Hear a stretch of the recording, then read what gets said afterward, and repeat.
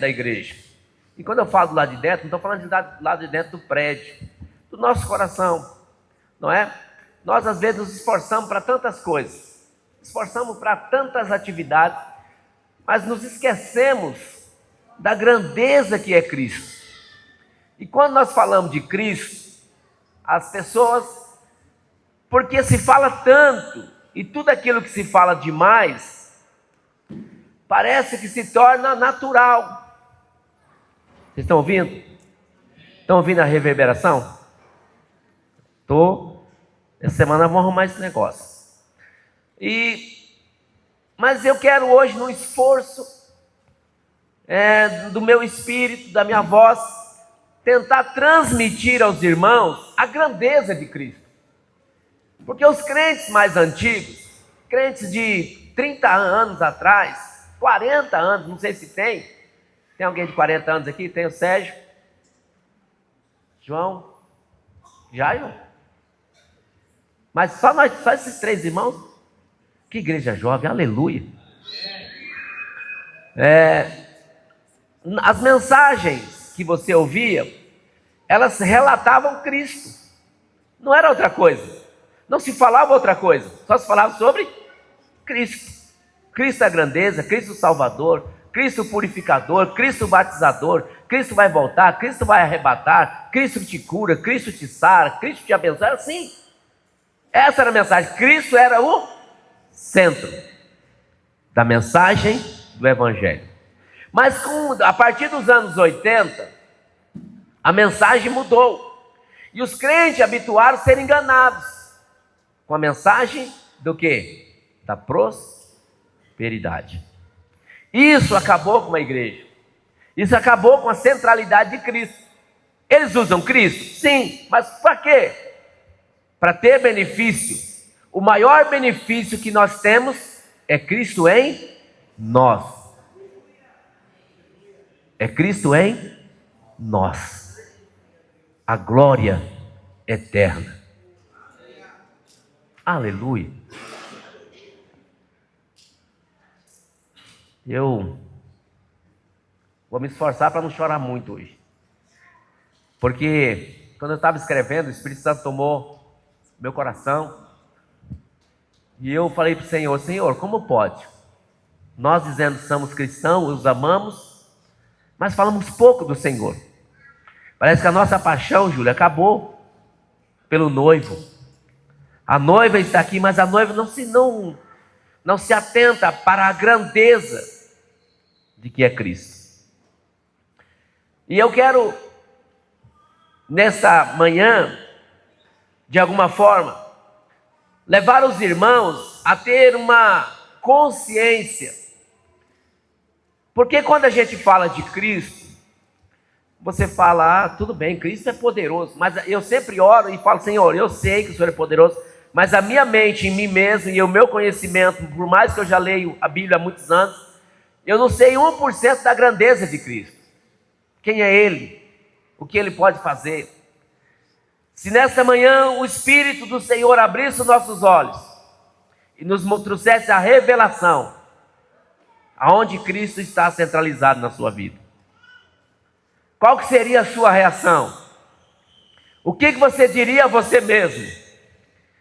Outra coisa que eu te pergunto é se o Espírito do Senhor abrisse os seus olhos e visse Cristo como Ele é.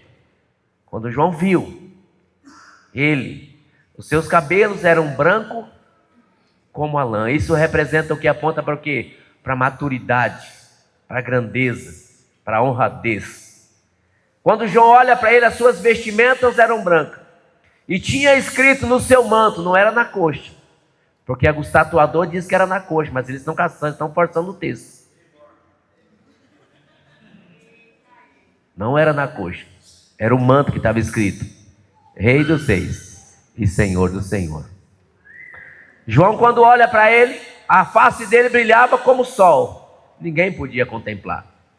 Esse é um retrato. É a imagem que João viu e tentou descrevê-lo. Mas eu acredito que ele é muito maior do que isso que nós imaginamos. É esse Cristo que está aqui hoje, nesta manhã.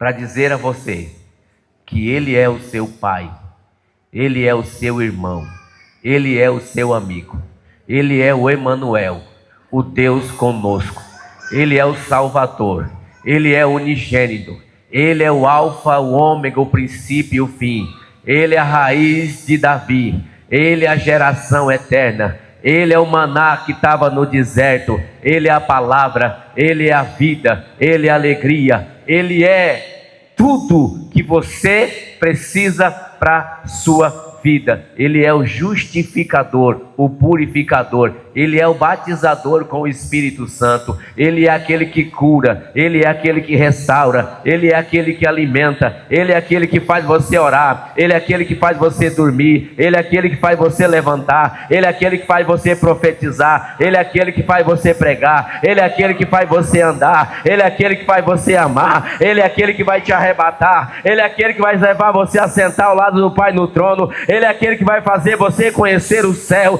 Ele é aquele que vai fazer você ver coisas inefáveis, Ele é o alfa, Ele é o princípio, Ele é tudo que o homem, a nação e o mundo precisa, mas o mundo ainda tem rejeitado, porque não a conhece, mas o dia que conhecer, o que me leva a pensar uma coisa dessa, é que muitos dos crentes têm Jesus dentro de si, mas ainda não percebeu. Diz que tem Jesus dentro de si, mas ainda vive como o mundo. Diz que tem Jesus dentro de si, o ama, mas não percebe. E eu fico pensando, que geração de apaixonados são essas? Para você, para muitos crentes, e eu não aceito, você também deve não aceitar, que o seu relacionamento com a sua esposa seja ambíguo, o relacionamento do seu namoro seja ambíguo. Mas na igreja muitos crentes estão fazendo, se relaciona com Cristo, é apaixonado com Cristo, mas vive relacionando com o mundo. Uma vez que você é de Cristo, o mundo não mais faz parte de você, porque o mundo ele é contra Deus. Está me ouvindo?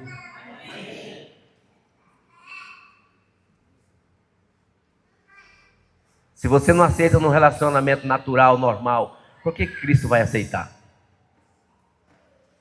Então a melhor coisa que nós deveríamos fazer é enxergar a centralidade de Cristo em nosso coração. Cristo é central para você? Hã? Quantos são apaixonados de verdade por Cristo? Você não me ouviu, é reverberação. Quantos nesta manhã vai dizer assim, eu quero me apaixonar um pouco mais? Eu quero me apaixonar um pouco mais. Eu estou com a mensagem para pregar ali, mas o Espírito Santo está me mandando a falar dessa grandeza. Eu fico imaginando. Os discípulos caminharam com Jesus 3 anos e meio. E um dia depois da morte de Jesus, passou 40 dias, Jesus está caminhando. E Jesus chega na cidade e eles estão reunidos. E Jesus começa a dizer para ele, olha, vocês vão para Jerusalém até que do alto vocês sejam vestidos de poder. Cai lá e vocês vão ser minha testemunha em Jerusalém, Samaria até os confins da terra. E os discípulos ouvindo essa mensagem. Você imagina a alegria dos discípulos depois de ver Jesus pendurado, Jesus sepultado e depois ver Jesus ressuscitado. Eu fico imaginando essas coisas. Porque crente de uma mente saudável, ele lê a Bíblia, ele para, ele fica viajando naquilo que ele está lendo. Você já imaginou? Jesus agora está ali, e eles observando Jesus, e de repente Jesus começa a fazer o quê? Flutuar. Meio metro, 1 metro, até que fica assim, eles vão olhando. Você imaginou um negócio desse? Você imaginou? Pera. Está me ouvindo? E Jesus agora sobe. Eu fico imaginando como que foi a cara do discípulo vendo uma cena dessa. Como é que você ficaria?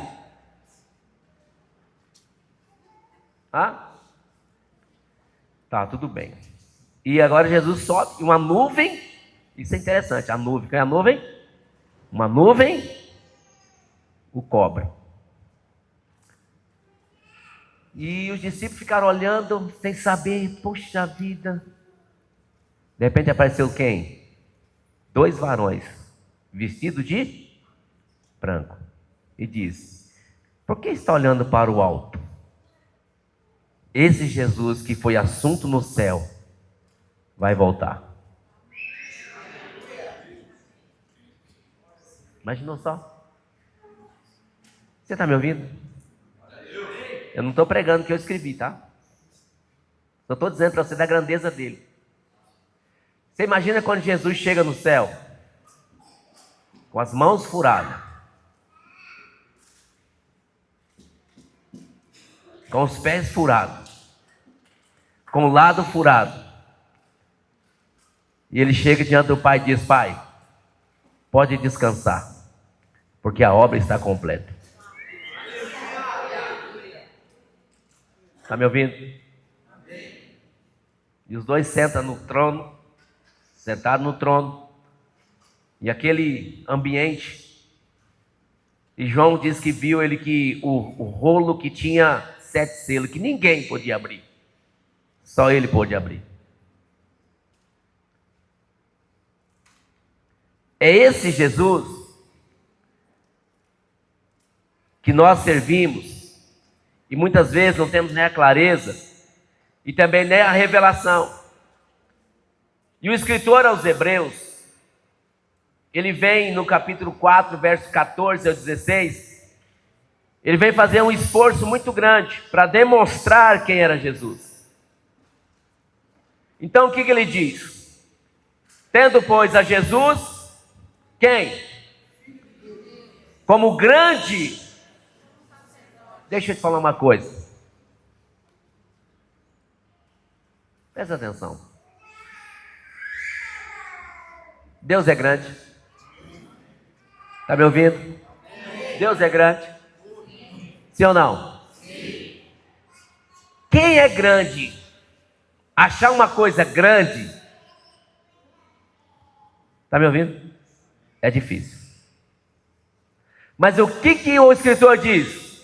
Pois Jesus, o Filho de Deus, como grande sumo sacerdote, que fez o quê?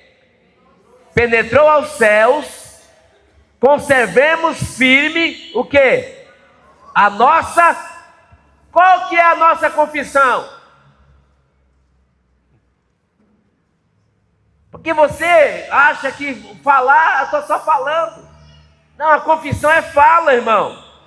Não é? Confirme o que é a nossa confissão. Qual que é a confissão?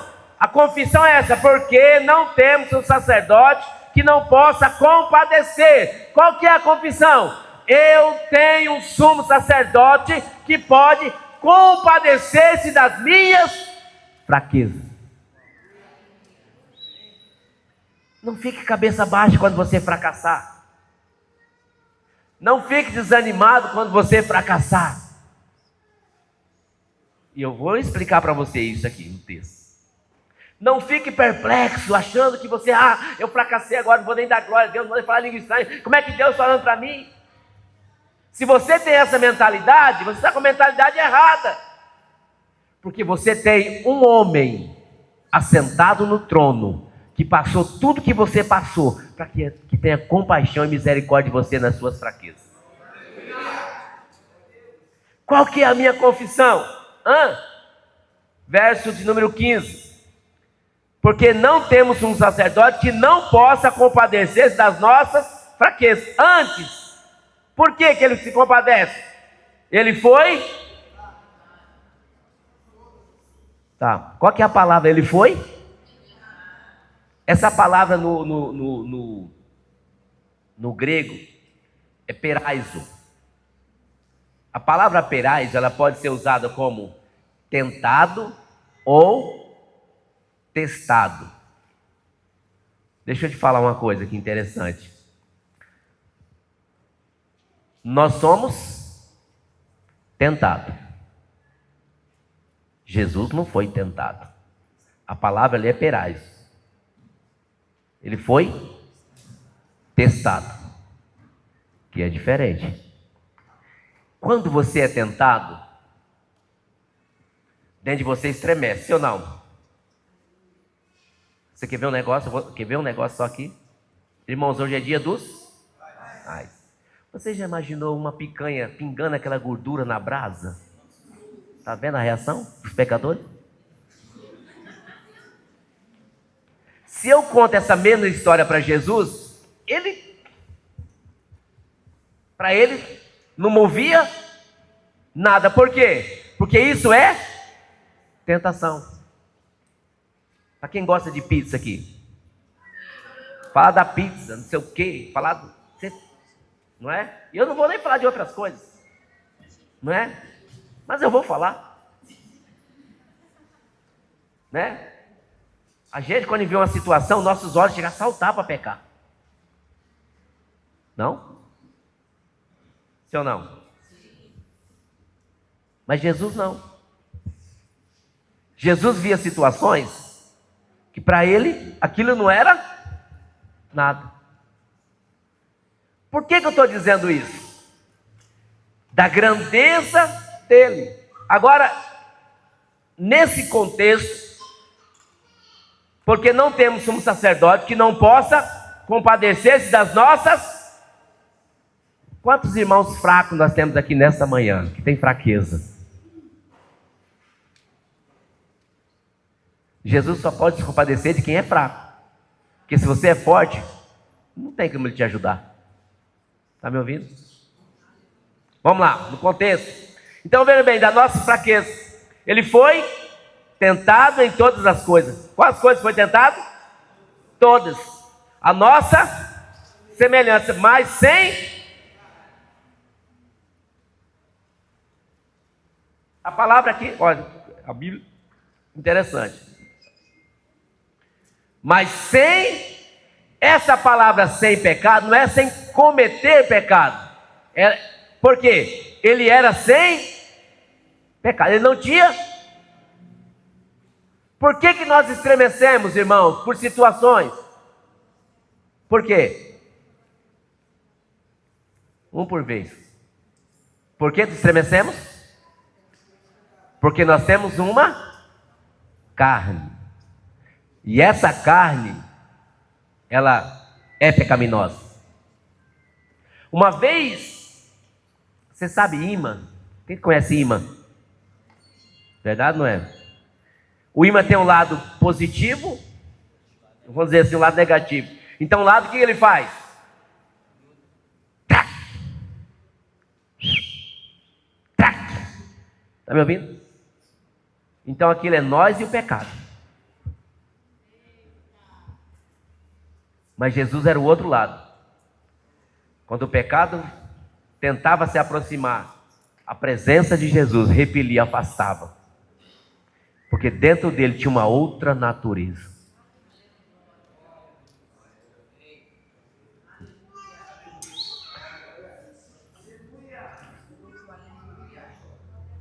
Está me ouvindo? Pastor, mas essa vida está dentro de nós? Está ou não está?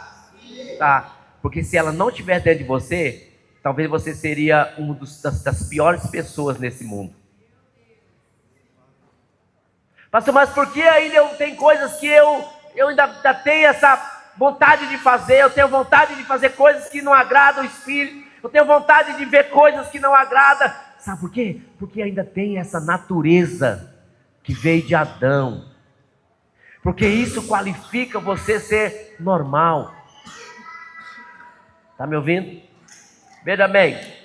Então ele socorreu em todas as nossas fraquezas, mas sem pecado. Agora veja bem, qual que é o convite? Qual que é o convite no verso? Achegamo-nos, portanto. Como? Deixa eu te falar. Você que cometeu fraqueza, você que está fraco, está me ouvindo?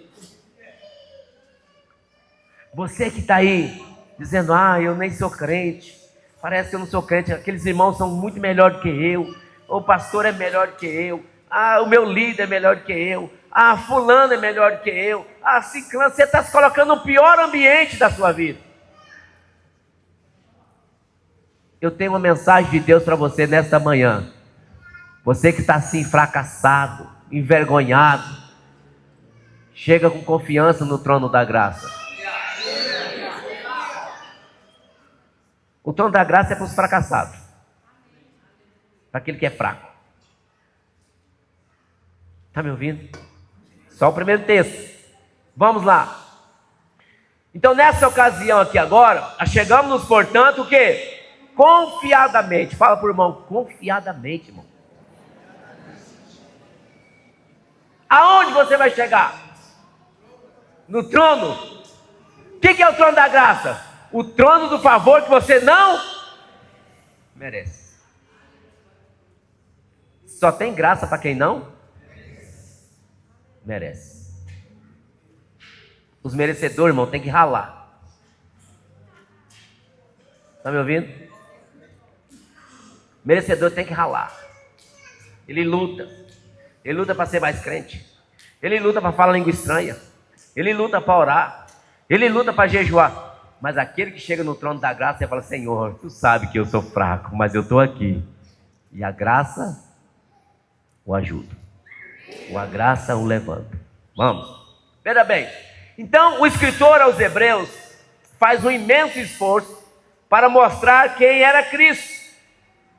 Quem era Cristo. Por que ele faz isso? Porque o povo estava debaixo de pressão. Se você abre para nós lá, Hebreus 10, 25. Veja bem. Não deixamos de congregar-nos como é costume de alguns. Nós usamos esse texto para pressionar os irmãos a virem para o culto. Estão me ouvindo? Sim ou não? Não deixe de congregar. Né? Irmão, não deixa. É bom. Não estou dizendo que seja ruim. Mas nesse contexto aqui não era isso.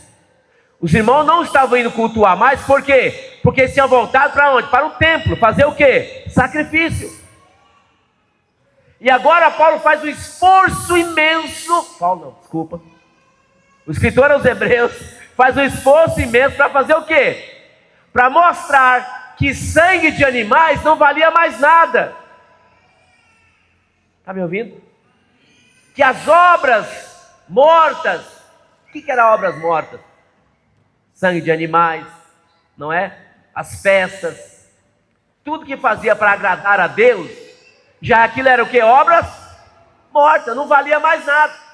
E os irmãos debaixo de pressão agora, porque ser crente naquela época era impopular.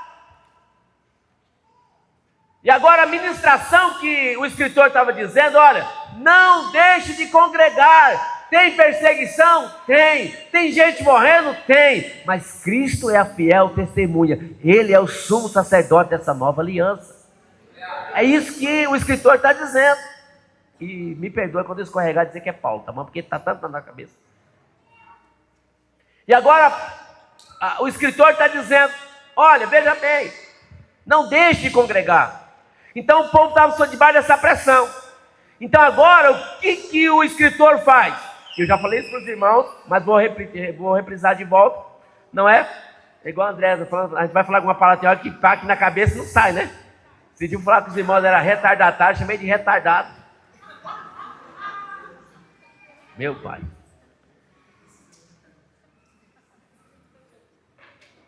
Vem cá. Então agora o escritor, o que ele faz? Para tentar convencer os irmãos nessa provação, para tentar convencer de que Jesus era melhor do que Moisés, melhor do que o quê? Anjos, melhor do que quem? Josué. Então o escritor agora, ele faz de tudo para que esse povo agora conheça um esforço tremendo, para demonstrar que Jesus, nessa tentativa de que o povo não debandasse de volta para o templo.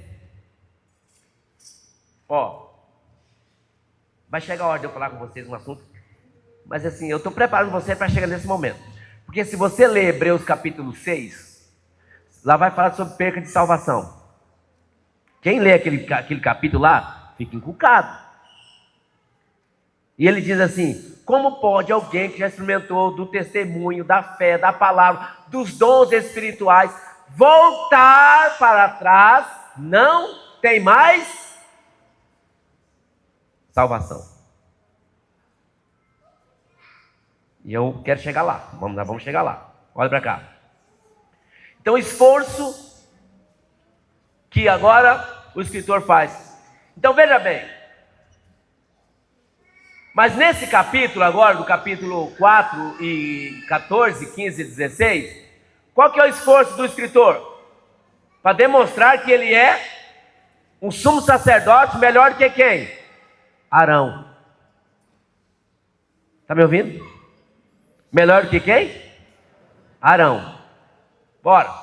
Ok? Então, na velha aliança, tinha um sumo sacerdote, que ele era só uma sombra, né? Era um tipo, apontava para alguém no futuro. Então veja bem, se você dá uma olhada hoje nas igrejas, não é? As pessoas colocam o quê? Muitas coisas no contexto espiritual. Eles colocam rosa, eles colocam flor, eles colocam o que mais? Fronhas, travesseiro, copo com água, arca da aliança, o que mais? Sal, o que mais? Cabo de vassoura. A gente falando isso aqui, parece que é uma brincadeira, e você leva isso à brincadeira. E você acha que isso aqui é uma coisa assim, que não precisa nem de falar. Mas irmão, isso aqui tem uma implicação muito séria. Porque eles estão fazendo de volta o quê? Calcando o Filho de Deus. Qual que é a mensagem implícita? A obra da cruz é boa, mas tem que ter um cabinho de vassoura no meio. A obra de Cristo é boa, mas faltou uma pitadinha de sal. Está me ouvindo? A obra de Cristo foi perfeita, mas tem que ter um copinho de água. Então, na verdade, essas pessoas que fazem isso, eles estão, de alguma forma, tirando todo o mérito da obra da cruz. Deixa eu te falar uma coisa. Não existe nada mais importante na nossa fé cristã do que a obra da cruz. Está me ouvindo?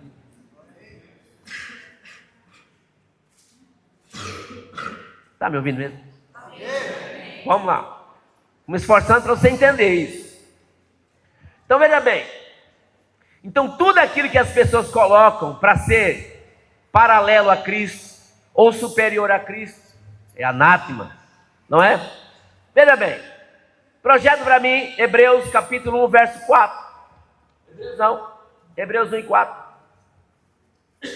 Tendo se tornado tão a quem? Mas tem igreja que adora o quê? Olha para cá. Esse dia alguém chegou aqui e falou para mim: pastor, eu vi um anjo na igreja. Eu disse: não era eu? E eu fiquei assim, encantado. Está me ouvindo? Esse dia alguém falou para mim também, algum tempo atrás, disse assim: pastor, quando eu olhei para o teto eu vi espada e fogo e batalha. Eu falei: é mesmo? Tem gente que tem facilidade, não estou dizendo que você não vê, mas eu nunca vi, irmão. E eu acho que eu também não quero ver, porque eu tenho medo. Alguém já viu anjo aqui? Quem já viu? Viu batalhas? O Wilson viu batalhas. Ok. Veja bem. Então Cristo é superior a quem? Aos anjos. A Bíblia diz, olha para cá. A Bíblia diz que num dia, numa noite, o anjo do céu só deu uma passada por cima do acampamento dos homens. Matou quanto? 185 mil pessoas. Cristo é superior a anjo. Veja bem. Vamos lá.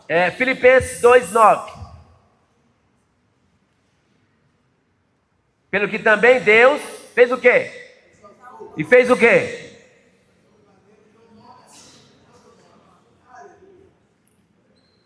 Olha só. Pelo que também Deus o exaltou de uma maneira sobrenatural e lhe deu o nome que está acima. O que quer dizer isso, Sérgio Rodrigues de Moraes? O que quer dizer isso? É que na terra e no céu não existe nome que você possa invocar a não ser o nome de Jesus. Eu vi É que a gente não, olha para cá. É que a gente não entende. A gente não entende algumas coisas. Mas a partir do momento que o Espírito Santo começar a trazer revelação, a gente vai ter clareza a respeito disso. Então o que ele está dizendo?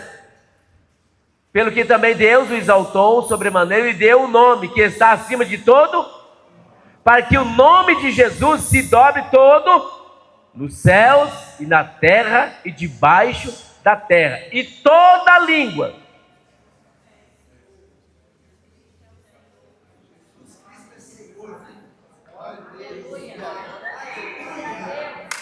língua confesse que Jesus Cristo é o Senhor.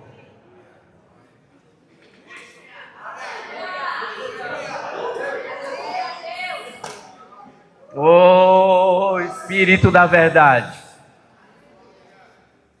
Toda língua. Tem língua aí? Qual que é a tônica dessa mensagem? Ele é o Filho de Deus, o amado, o justo, o santo, o poderoso. Ele é o Salvador, Ele é o único, é o verdadeiro. Ele é o alfa, é o ômega, o princípio e o fim. Ele é a raiz, a geração. Ele é tudo.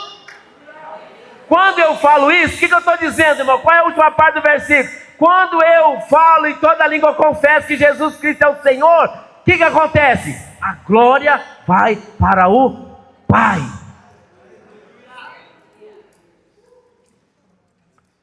Uau!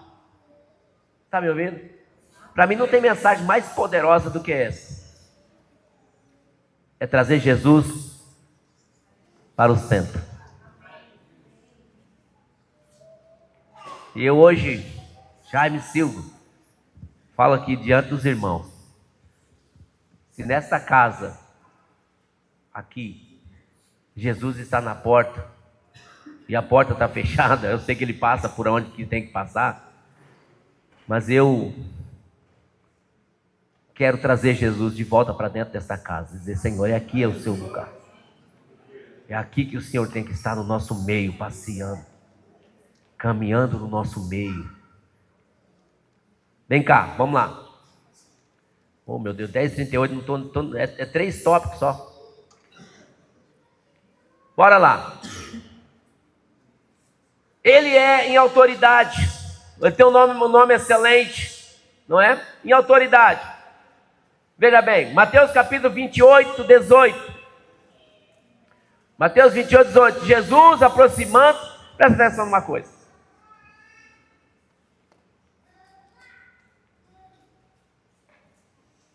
No processo da tentação, está me ouvindo? No processo da tentação, o diabo foi para o deserto, estava no deserto, Jesus foi conduzido pelo Espírito. Está me ouvindo? Jesus foi o quê? Por quem? Quem que levou? Dá uma olhadinha para esse irmão, dá só uma olhadinha para ele. Fala assim: não murmure. Porque o Espírito pode estar levando você para situações que você não gosta.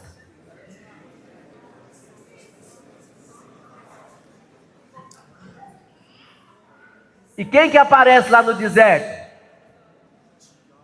O capiroto, o mandrião, o acusador, a Satã. O que ele diz?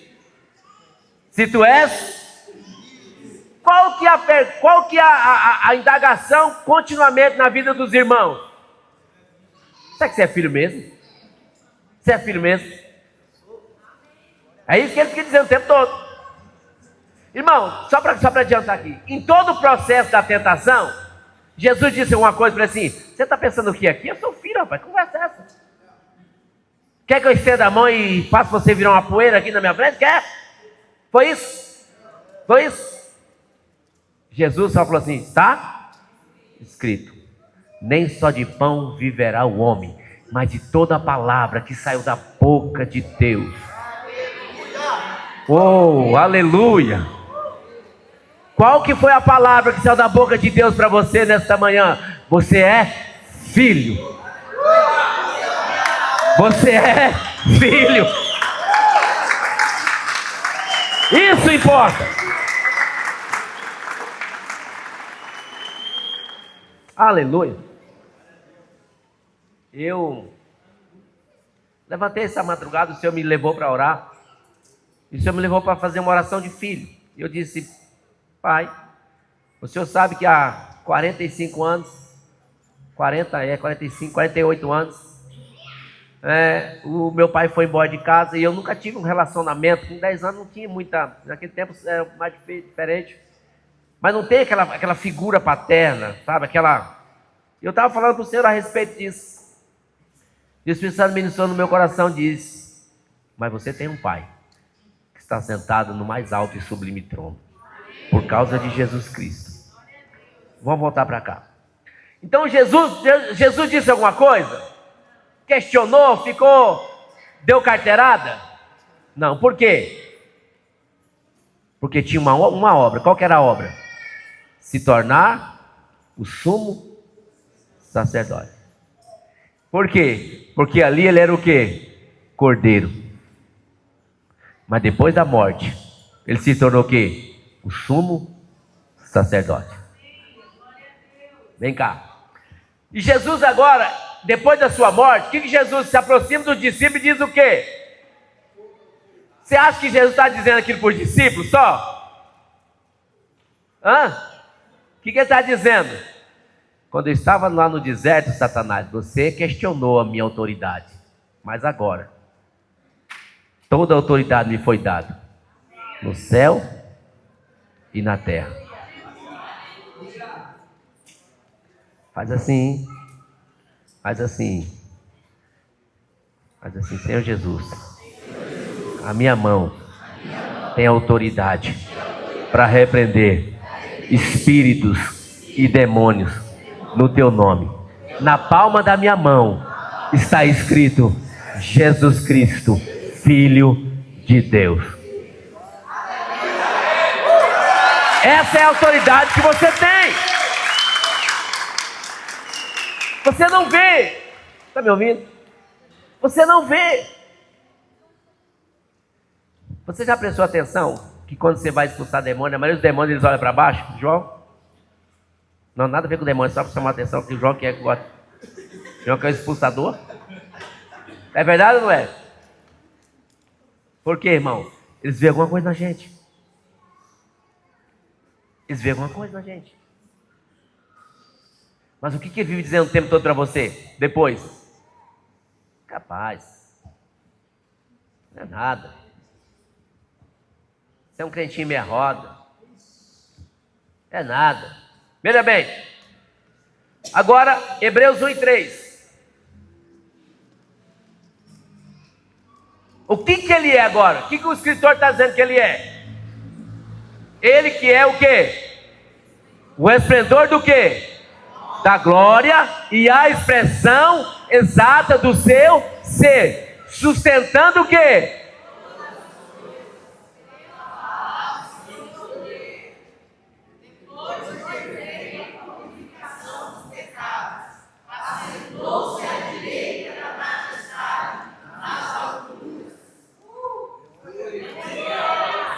Uau! Ele que é o resplendor. Ele é o quê? A glória exata de quem? De Deus, do Pai. 3 coisas que você precisa aprender. Jesus veio para glorificar o Pai. O Espírito Santo veio para glorificar o Filho. E você está aqui para glorificar o Espírito Santo. Está me ouvindo? Tem gente que fala do Espírito Santo achando que é uma força, uma energia, um fio de luz, um raio, tormento, uma tempestade. Não, ele é uma pessoa. Ele é uma pessoa. Veja bem. Continuando. Estou só falando. Hebreus 1:6. Olha o que o escritor está dizendo. E novamente, ao introduzir o primogênito no mundo, diz: todos os anjos de Deus faz o quê? Quantos anjos? Quantos anjos? Mas que coisa incrível.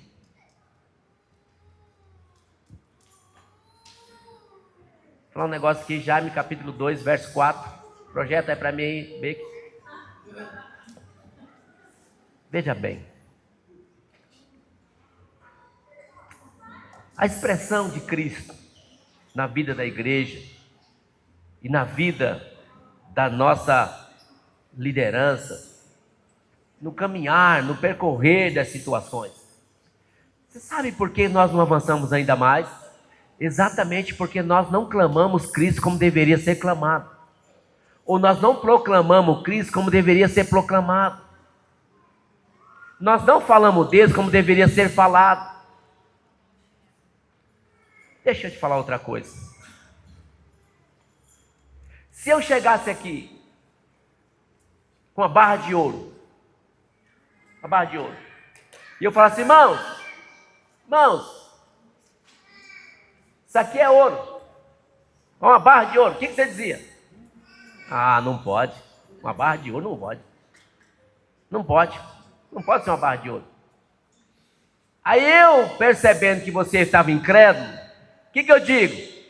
Leva para a tua casa, leva e experimenta, testa. Lembra que eu falei de Peraz? Testa. Aí você pegaria a barra de ouro, levava para casa, ir lá para o ourivo, e falava: o que é isso aqui? Ele testava, ele falava assim: é ouro, e é ouro da melhor qualidade.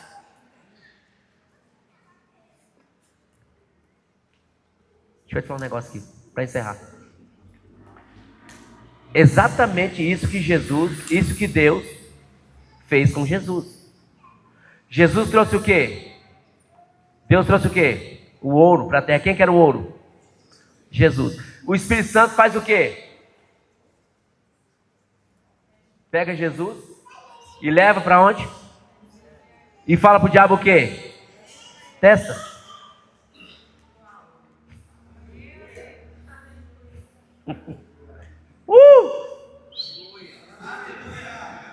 Acorda, crente. E no final, o diabo fala o quê? É ouro mesmo.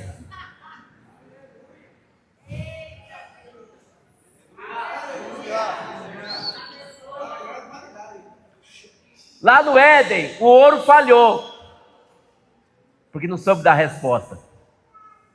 No jardim, lugar de delícia, o homem falhou. Mas Jesus foi aprovado no deserto, porque ele era ouro puro. O diabo tem que dizer a respeito de você, depois que você for tentado: ele é da mesma origem dele. Ele é ouro também. Ele é ouro também, porque ele foi tentado, foi testado e passou no teste. Agora veja bem. Meu Deus, não dá para encerrar. Veja bem, agora ele, como sumo sacerdote, o que ele faz? O que o sumo sacerdote faz? Porque existe duas coisas: o profeta e o sumo sacerdote. O que o sacerdote faz? O que o profeta faz?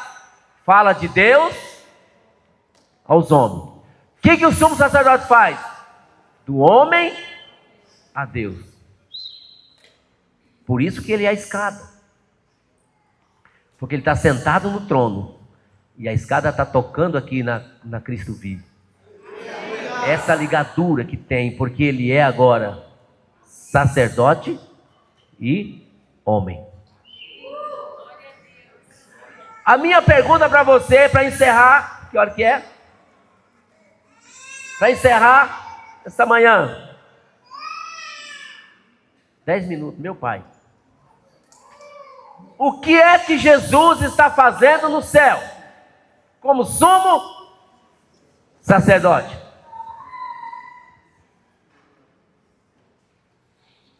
Falei a semana passada, um trecho. O que Jesus está fazendo no céu? Veja bem, presta atenção, olha aqui, vou encerrar aqui, de verdade. Quando o sumo sacerdote da velha aliança, ele entrava no Santo do Santo, ele entrava com 2 pedras no ombro, um do lado direito, do lado esquerdo. E também tinha um peitoral aqui, presta atenção, isso é interessante. Então ele entrava com 2 pedras. Cada pedra tinha 6 nomes. 6 nomes aqui e 6 nomes aqui. E no peito tinha 12 pedras, com o nome de cada um da tribo de Israel. E começar pelo mais velho e chegar até o menor. O sacerdote, olha para cá. O sacerdote não podia entrar sem esse apetrecho, que era 2 pedras, no ombro e no peito. Por que tinha esses nomes? Porque quando ele entrava com esses nomes, representava toda a nação de Israel. Está me ouvindo?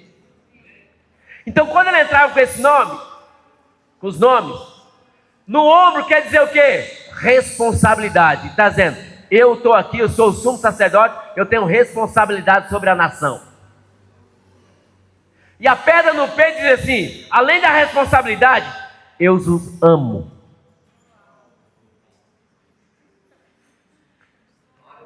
É por isso que Paulo escreveu em Efésios capítulo 2, verso não sei que